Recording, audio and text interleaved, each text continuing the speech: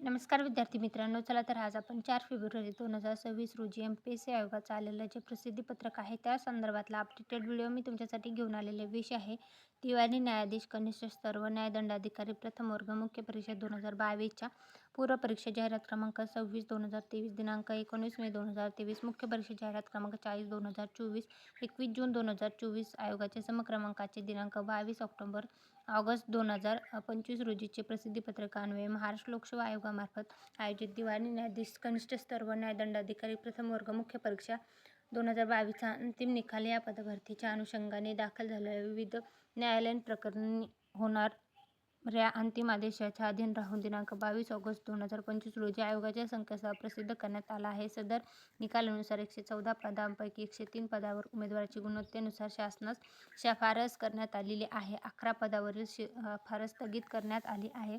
दरम्यानच्या कालावधीत उच्च न्यायालयात दाखल असलेल्या रिट याचिका क्रमांक यानुसार 14 ऑक्टोबर 2025 रोजी दिलेल्या आदेशान्वये आयोगाकडून विशेष अनुमती याचिका जी आहे तर ती दाखल करण्यात आलेली आहे. उच्च न्यायालयाच्या दाखल रिट याचिका तसेच सर्वोच्च न्यायालयात दाखल विशेष अनुमती याचिका क्रमांक जो आहे तर त्यानुसार या न्यायालयातील प्रकरणावरील उच्च न्यायालय व सर्वोच्च न्यायालयाचे अंतिम आदेश प्रलंबित असल्याने 4 रिक्त पदे ठेवून 7 पदावर शिफारस करण्यात आली आहे.